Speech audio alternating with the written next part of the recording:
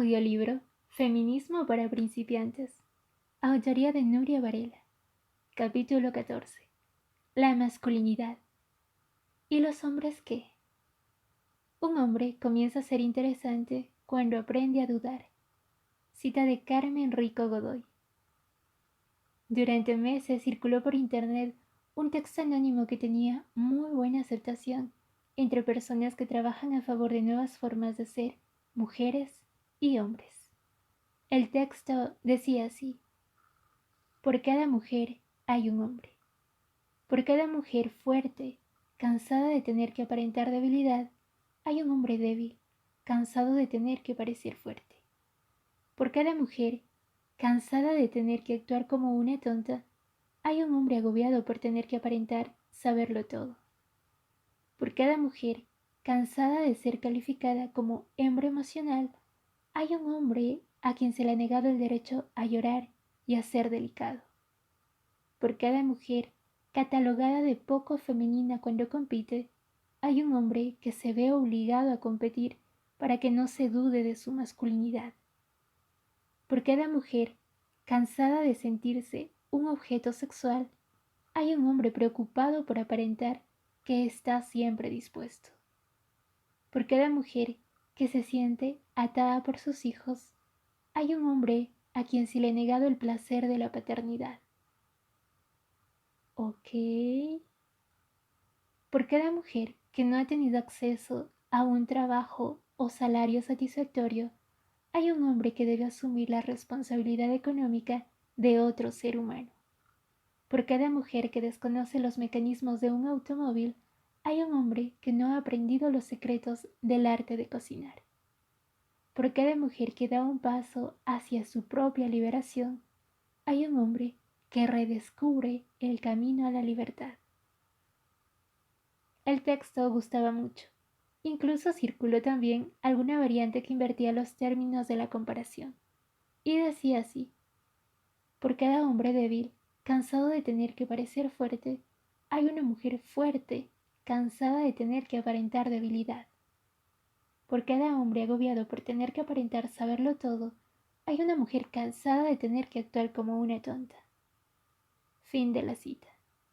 Quienes trabajan en masculinidad explican que este texto gusta porque expresa que también los hombres sufren los efectos de la imposición patriarcal de los roles tradicionales. Pero 4 de los expertos más destacados, Luis Bonino, Dani Leal, José Ángel Lozoya y Peter Thiel, añadían que a ellos su lectura los incomoda. Pensamos que es engañoso, ya que solo habla de diferencias y no de desigualdades. ¿Y por qué? En esa equiparación que propone, invisibiliza el plus de sufrimiento y subordinación que el modelo tradicional impone a las mujeres. Fin de la cita. Ante esto, los 4 presentaron también a través de internet un texto alternativo para su reflexión, que dice: por cada mujer hay un hombre. Por cada mujer cansada de tener que aparentar debilidad, hay un hombre que disfruta de protegerla esperando sumisión. Por cada mujer cansada de tener que actuar como una tonta, hay un hombre que aparenta saberlo todo porque eso le da poder. Por cada mujer cansada de ser calificada como hembra emocional, hay un hombre que aparenta ser fuerte y frío para mantener sus privilegios. Por cada mujer catalogada de poco femenina cuando compite, hay un hombre al que no le importa pisar a quien sea con tal de ser el primero. Por cada mujer cansada de sentirse un objeto sexual, hay un hombre que disfruta utilizando a las mujeres para su placer. Por cada mujer que se siente atada por sus hijas e hijos, hay un hombre que disfruta de tiempo libre a su costa. Por cada mujer que no ha tenido acceso a un trabajo o salario satisfactorio, hay un hombre que se aprovecha del trabajo gratuito hecho en casa y que no mueve un dedo para reivindicar la igualdad de derechos laborales de la mujer. Por cada mujer que desconoce los mecanismos de un automóvil, hay un hombre que cuando llega en coche a casa tiene mesa y mantel puesto. Por cada mujer que da un paso hacia su propia liberación, hay un hombre que tiene miedo de perder su lugar privilegiado ante ella. Por cada mujer que es víctima de violencia en el hogar, hay un hombre que la ejerce y lo niega, presentándose como víctima de las, entre comillas, provocaciones o el, entre comillas, abuso psicológico femenino. Y muchos otros que miran hacia otro lado en un silencio cómplice. Por cada mujer que confía en que los hombres quieren la plena igualdad de derechos, hay cientos de hombres confiando en que todo cambie un poco para que todo siga igual. Si queremos que las cosas cambien y desaparezcan las desigualdades, dejémonos de autocomplacencias masculinas y asumamos nuestras responsabilidades. Fin de la cita. Concluían así Bonino, Lozoya, Leal y Seals.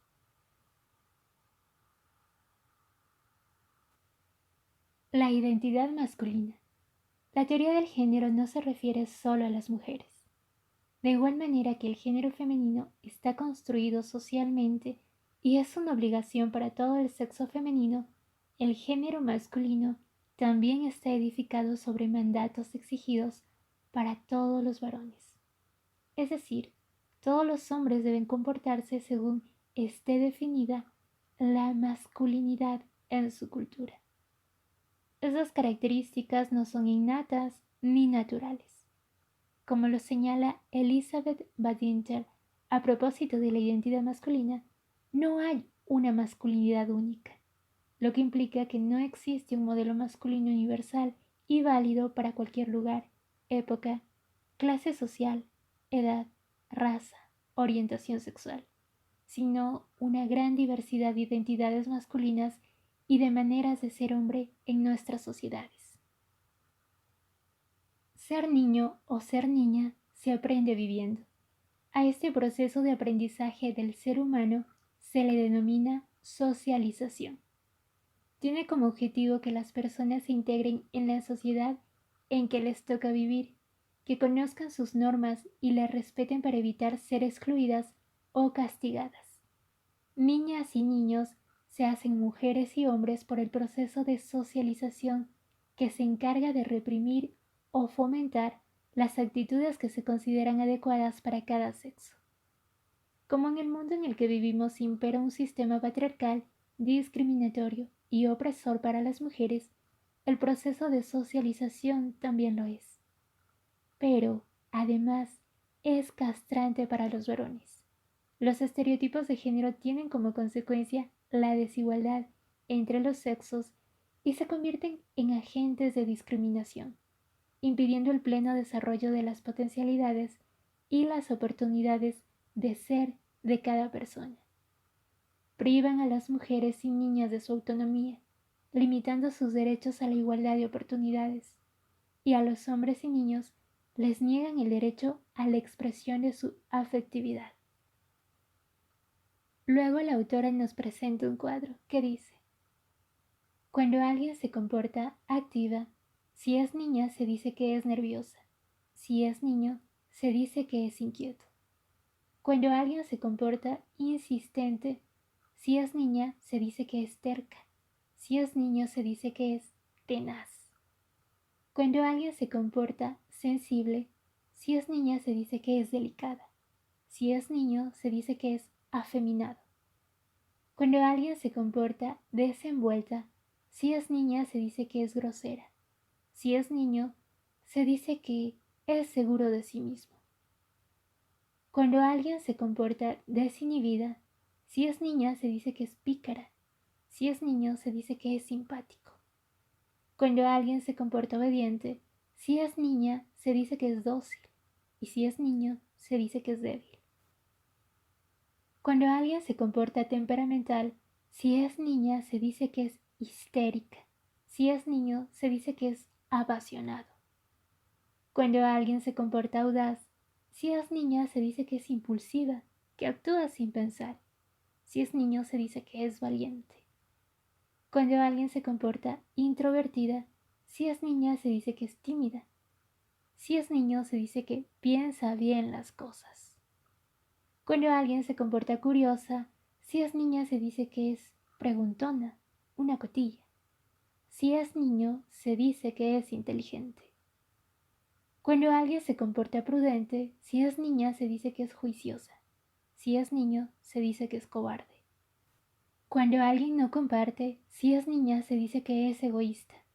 Si es niño se dice que defiende lo suyo. Si alguien no se somete, si es niña se dice que es agresiva. Si es niño se dice que es fuerte. Si alguien cambia de opinión, si es niña se dice que es caprichosa, que es voluble. Y si es niño, se dice que es capaz de reconocer sus errores. ¿Cómo funcionan los estereotipos de género? El lastre de la masculinidad tradicional. La masculinidad tradicional está compuesta por una constelación de valores, creencias, actitudes y conductas que persiguen el poder y la autoridad sobre las personas que consideran más débiles. Para conseguir esa dominación, las principales herramientas son la opresión, la coacción y la violencia. Desde este punto de vista, la masculinidad androcéntrica es una forma de relacionarse y supone un manejo del poder que mantiene las desigualdades existentes entre hombres y mujeres en el ámbito personal, económico, político y social. Esta concepción masculina del mundo está sustentada en mitos patriarcales basados en la supremacía masculina y la disponibilidad femenina, en la autosuficiencia del varón, en la diferenciación de las mujeres y en el respeto a la jerarquía. Estos mitos funcionan como ideales y se transforman en mandatos sociales acerca de cómo ser un verdadero hombre. Las principales víctimas de esta construcción masculina del mundo son las mujeres. Pero los varones, además de verdugos, también son víctimas de sí mismos. Según Pierre Bourdieu, los hombres también están prisioneros y son víctimas de la representación dominante. Al igual que las tendencias de sumisión que esta sociedad androcéntrica transmite a las mujeres, aquellas encaminadas a ejercer y mantener la dominación por parte de los hombres no están inscritas en la naturaleza y tienen que ser construidas por este proceso de socialización denominado masculinidad hegemónica. Fin de la cita. Esta socialización supone un debe ser, es decir, demostrar constantemente que se es el más viril, aparentar que no se es débil, no fallar en las cosas importantes de la vida, exhibir indiferencia ante el dolor y el riesgo, actuar bajo la meta de la competencia. Estas actitudes suponen costes elevados. Por ejemplo, la dificultad para expresar sentimientos, sufrir depresión o sentir rabia cuando no se consigue esa imagen idealizada de uno mismo, alcoholismo, drogodependencias o suicidios. También tienen como consecuencia una serie de problemas derivados del estilo de vida que hay que llevar para ser como debe ser un hombre. Enfermedades oncológicas y de transmisión sexual, infartos, accidentes de tráfico y muertes por violencia. La versión dominante de la identidad masculina no constituye una esencia, sino una ideología de poder que tiende a justificar la dominación masculina sobre las mujeres. Además, la identidad masculina en todas sus versiones se aprende y por tanto también se puede cambiar. Entonces, si las mujeres llevan décadas comprometidas en deconstruir la feminidad, surgen preguntas inevitables. ¿Por qué tantos varones permanecen en una posición inmovilista? ¿Por qué la mayoría son tan poco receptivos a los argumentos igualitarios? ¿Por qué toman tan pocas iniciativas? ¿Por qué tan pocos están dispuestos honestamente a compartir, como reclaman las mujeres, el trabajo y el poder, y especialmente las tareas domésticas? ¿Y por qué se resisten a fomentar el acuerdo de un nuevo contrato social de nuevos pactos que reconozcan a las mujeres como ciudadanas, como ellas exigen. ¿Por qué, finalmente, en los temas de la igualdad con las mujeres, los varones se caracterizan por ser una mayoría silenciosa? Todas estas preguntas conducen a dos cuestiones más. ¿Por qué los varones no reaccionan ante el cambio de las mujeres con una respuesta igualitaria? ¿Y por qué permanecen en el no cambio? Asegura Carlos Lomas que esta lamentable lentitud de la mayoría de los hombres en la transformación de su masculinidad hegemónica y complaciente no tiene en absoluto que ver con el lastre de una esencia natural de lo masculino, sino con el vínculo cultural entre masculinidad y poder. La masculinidad se puede definir como un conjunto de prácticas sociales en el contexto de las relaciones de género que afectan a la experiencia corporal, a la personalidad y a la cultura de hombres y mujeres. En la medida en que la masculinidad es una práctica social, tiene un estrecho vínculo con las relaciones de poder, con las relaciones de producción y con los vínculos emocionales. También los estudios analizan cómo la masculinidad como concepto ha permanecido oculta, porque ha creado la ilusión de que el hombre habla y actúa en nombre de la humanidad. Esta es la razón por la que históricamente parecía que lo raro, lo analizable, lo que había que definir y estudiar era lo entre comillas femenino, puesto que lo entre comillas masculino se consideraba lo normal, la norma, lo no cuestionable. Indagar sobre la construcción social de la masculinidad constituye una prioridad ética y estratégica en la lucha a favor de la equidad entre los sexos. Así lo han entendido algunas feministas y algunos colectivos de mujeres al impulsar estudios y encuentros en torno a las masculinidades. Como se considera fundamental fomentar desde el ámbito escolar tanto una actitud crítica ante las conductas violentas y sexistas de algunos chicos, como una serie de acciones pedagógicas orientadas a fomentar otras maneras de entender y de vivir la identidad masculina. En la convicción de que los cambios de las vidas de las mujeres deben ir acompañados por cambios en profundidad en las conductas y en los valores de los hombres.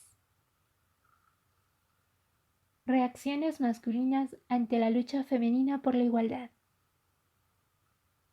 Entonces, ¿cómo reaccionan los hombres ante la lucha feminista, ante el cambio de las mujeres? Según los trabajos del psicoterapeuta Luis Bonino, director del Centro de Estudios de la Condición Masculina, se puede hacer tres grandes grupos. El primero es el de los contrarios a los cambios de las mujeres. Suelen encontrarse entre los mayores de 55 años y en fechas recientes también entre los menores de 21 y en quienes soportan precariedad laboral, ya que ven a las mujeres como directas competidoras en el mundo estudiantil y laboral. Tienen un discurso androcéntrico, machista o paternalista, y habitualmente niegan que exista desigualdad, ya que consideran que mujeres y hombres son complementarios. Reconocen que las mujeres son más autosuficientes en la actualidad, pero tan solo lo valoran si ellas no defienden sus derechos ante ellos. Si lo hacen, acostumbran a reaccionar con ira, alejándose en actitud victimista o actuando con diversos grados de violencia para, entre comillas, ponerlas en su lugar. Suelen ser antifeministas, descalificadores, demonizadores o desconocedores de las reivindicaciones femeninas.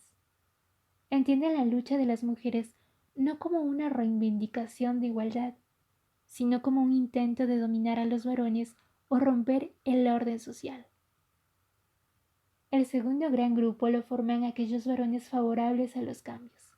En general son jóvenes con estudios superiores, solteros, sin hijos, que mantienen relaciones con mujeres que trabajan en el ámbito público y viven en grandes ciudades. Algunos, pocos, cuestionan su propio rol. Entre estos hay bastantes que se consideran, entre comillas, compañeros. Son defensores de la igualdad desde la experiencia y están dispuestos a cambiar para llegar a una convivencia igualitaria. Habitualmente se sienten huérfanos de modelos masculinos de referencia que les resulten atractivos. Explica Bonino que, en Europa, los varones que pueden definirse claramente como compañeros representan entre el 2 y el 5% del total, según sus propios estudios y los de autores como Reven o Godensi. Aunque los expertos perciben que en los últimos años se está produciendo un lento aumento del número de varones que reaccionan favorablemente a los cambios, sobre todo entre los que están menos apegados al modelo masculino tradicional. El tercer grupo que asegura Bonino va en aumento. Son los acompañantes pasivos, que delegan la iniciativa en las mujeres provocando una inversión de los roles tradicionales donde ellos no asumen casi ningún comportamiento masculino.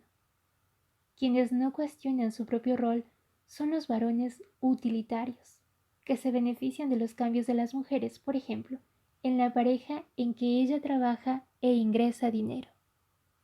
Así que se benefician de los cambios de las mujeres sin ofrecer nada a cambio.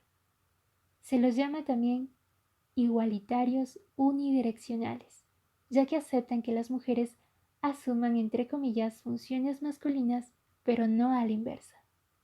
En la práctica estos varones son desigualitarios, porque sobrecargan a las mujeres.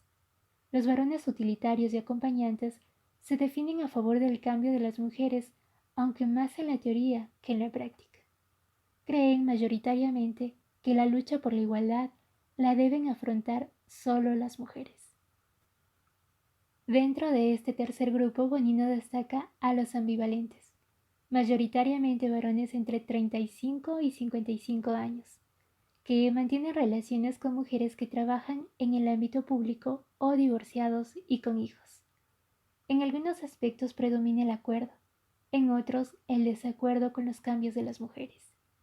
Son los que más se quejan porque se sienten desorientados, incomprendidos y desconcertados por los cambios de las mujeres, a quienes ya no pueden, ni muchas veces quieren, controlar. Viven estos cambios con una pérdida de rol y reaccionan frecuentemente con aislamiento o resistencia pasiva. La mayoría son resignados fatalistas que aceptan con algún inconfesado disgusto que las mujeres seguirán cambiando mal que la especie a los varones e intentan acomodarse como pueden. No actúan corresponsablemente, pero tampoco entorpecen. Muchos de los ambivalentes consideran que deben cambiar, pero no saben, les da pereza o se resisten a tomar iniciativas porque lo viven como una pérdida de privilegios y comodidades. Casi todos se sienten algo cansados de las reivindicaciones femeninas, de lo que se les exige asumir y cambiar, de que no se valoren sus esfuerzos de adaptación y de no ver hasta dónde llegarán las mujeres. Algunos exageran sobre sus cambios y esperan grandes aplausos para sus sacrificios. Los privilegios no son obligatorios. El lugar social del varón está sustentado en los mitos de la superioridad masculina. Ese es un primer factor que obstaculiza la reacción igualitaria en la mayoría de los varones, puesto que uno de los valores en los que se afirma la autoestima masculina aún hoy es el sentirse superior o con más autoridad que las mujeres. Así, no es de extrañar que muchos varones vean la igualdad como amenaza a su propia identidad o a sus hábitos más arraigados. Otro factor que dificulta el cambio masculino es que el imaginario social coloca a los varones en el papel de grupo dominante sobre las mujeres, y ellos lo asumen. Como todos los miembros de los grupos dominantes ante los grupos dominados, ven naturales sus mayores usufructos de derechos y prerrogativas. Se sienten agobiados por la exigencia de responsabilidad masculina. Minusvaloran el sufrimiento producido en las mujeres. Se aprovechan de sus capacidades y asignaciones sociales, el cuidado de las personas y del ámbito doméstico, que los varones no sienten como propios, y no se responsabilizan de la desigualdad, atribuyendo dicha responsabilidad a las propias mujeres. De esto deriva no percibir la necesidad de cambio y pensar que la desigualdad es un problema de las mujeres. que son quienes deben resolver las dificultades que ésta les crea. No estaría mal recordar la carta que escribió John Stuart Mill el día de su boda con Harriet Taylor, renunciando a todos los derechos que las leyes del momento le otorgaban sobre su esposa. Los privilegios no son obligatorios. Por eso resulta como mínimo paradójico el discurso de los varones que reclaman la justicia social frente a grupos más desfavorecidos económicamente, por ejemplo, y están completamente ciegos a la injusticia entre hombres y mujeres. Igual de sorprendente que la actitud de muchos jóvenes activistas de movimientos antiglobalización, por ejemplo, que pueden recorrer el mundo solidarizándose con los países asfixiados por la deuda externa, el abuso hacia los indígenas o la explotación de los inmigrantes, pero ni se enteran del abuso, la explotación o la sensación de asfixia de las mujeres que lo rodean. También son un freno los temores y desconfianzas frente a lo nuevo que tienen algunos varones, la falta de modelos de masculinidad no tradicional y el aislamiento silencioso de los varones aliados a las mujeres, que muchas veces se avergüenzan de hacerlo público, por la censura al transgresor del modelo tradicional que ha sido muy efectiva con los varones, para quienes el juicio de sus iguales es fundamental. Algunas órdenes derivadas de la masculinidad tradicional también son un obstáculo para una sociedad de ciudadanas y ciudadanos. La ceguera y sordera ante los propios sentimientos, la falta de habilidad para el diálogo y el déficit de empatía. Un hombre de verdad, diría el mandato patriarcal, no se puede permitir sentir ni ponerse en el lugar del otro o de la otra. Masculinidad y conductas de riesgo. La masculinidad tradicional impone a los varones una forma estricta de pensar y de estar en el mundo. Esa masculinidad es tremendamente dañina para las mujeres. Desde los estudios de género también se subraya que es negativa para los propios varones. Los riesgos que para los varones supone la masculinidad se interiorizan desde pequeño. Señala José Ángel Ozoya que, según el objetivo en los juegos de los niños y en la vida de muchos hombres, lo importante es ganar. Participar es una vulgaridad. Para ganar hay que aprender a ocultar las propias carencias y evitar la confianza, algo que a los varones se les inculca como peligroso. Las expectativas de los mayores, la competencia entre varones, la dictadura de la pandilla y la necesidad inducida de probarse y probar que son al menos, entre comillas, tan hombres como el que más. Todo esto lleva a asumir hábitos no saludables y conductas temerarias que se traducen en multitud de lesiones, enfermedades y muertes desde la infancia. La masculinidad no es solo un factor de riesgo para quienes lo asumen o provocan. Sus actos afectan al conjunto de la población.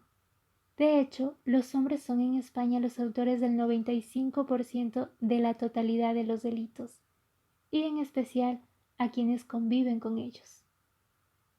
No se puede afirmar que en todos los hombres que tienen una muerte violenta, esta sea como consecuencia de la socialización de género, pero no hay duda de que esta causa explica un buen porcentaje de las mismas. Los hombres hacen más uso de la violencia en la solución de conflictos o se exigen más demostraciones de valor asumiendo riesgos innecesarios. La violencia es quizá la forma más primitiva de poder y la agresión entre las personas ha sido justificada con todo tipo de razonamientos biológicos, psicológicos, sociales, económicos, culturales, filosóficos, políticos, militares y religiosos. La historia del hombre es una historia de conquista, resistencia y violencia.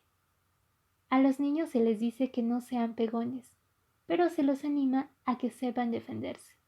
Para ello es necesario desarrollar el mismo o mayor nivel de violencia que el agresor. Del marido o el novio se espera que defienda a su mujer frente a la agresión de otro hombre, del amigo que ayude si está metido en una pelea, y del jefe del gobierno que esté dispuesto a llevar a su país a la guerra si las circunstancias lo requieren. Es absolutamente necesario disociar la masculinidad del valor, el dominio, la agresión, la competitividad, el éxito o la fuerza, aspectos de cuya caricatura provienen muchas conductas violentas, y asociar la virilidad a la prudencia, la expresión de los sentimientos, la capacidad de ponerse en el lugar del otro o la búsqueda de soluciones dialogadas a los conflictos. Los hombres aprenden a reservarse sus propias ansiedades y miedos al proyectar una cierta imagen pública de ellos mismos.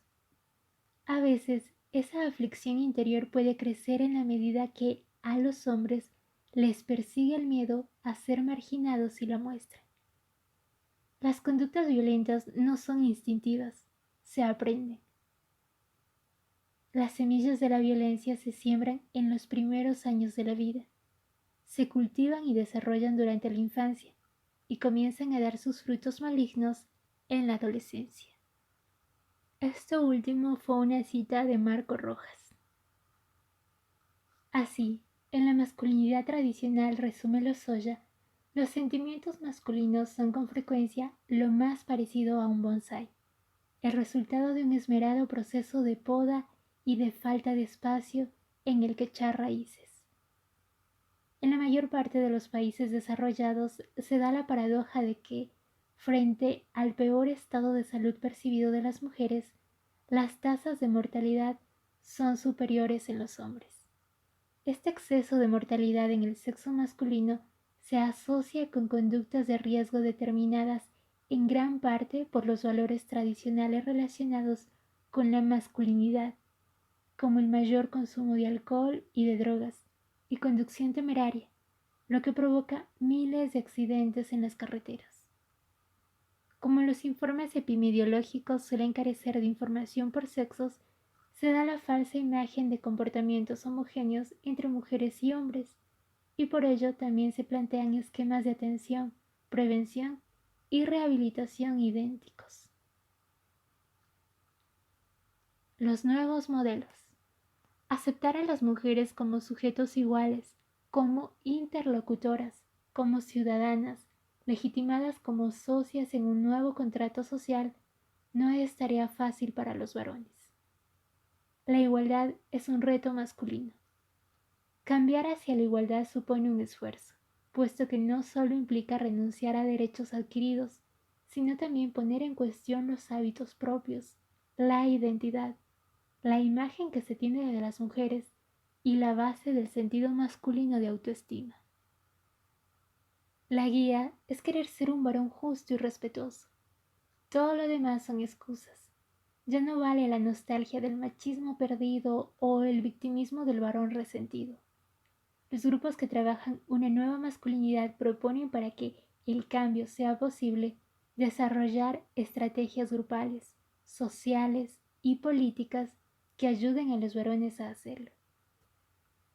Algunas tareas pendientes son la promoción del asociacionismo y estimular a los varones igualitarios para que abandonen el silencio cómplice, el desarrollo y difusión de los estudios críticos del varón y del capítulo masculino de los estudios de género en las universidades, y el entrenamiento de profesionales de la salud, el derecho y la educación sobre las particularidades del psiquismo y los comportamientos masculinos, especialmente las habilidades de resistencia al cambio.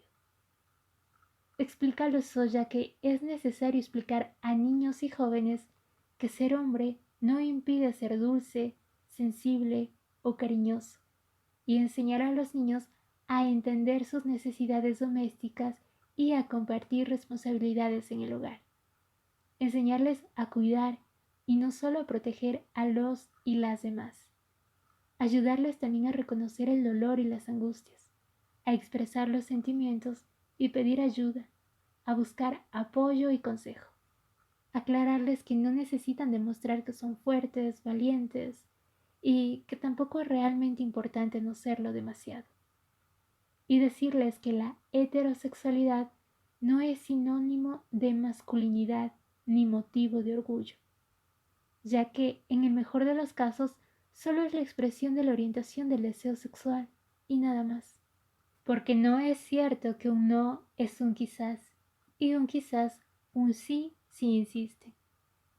También es imprescindible que los medios de comunicación comiencen a transmitir mensajes sobre modelos masculinos igualitaristas, y lo mismo hagan las campañas institucionales. Hasta ahora estos mensajes van casi exclusivamente dirigidos hacia las mujeres, como en las campañas contra los malos tratos, donde solo se interpela a las mujeres para que denuncien, o en aquella campaña sobre la desigualdad del salario femenino, en la que se decía a las mujeres: si pagas lo mismo, ¿por qué cobras menos? Como si fuese una cuestión de las trabajadoras y no de los empresarios.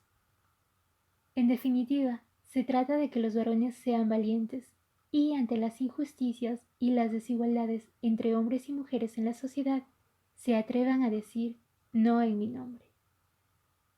Concluye Víctor Seidler.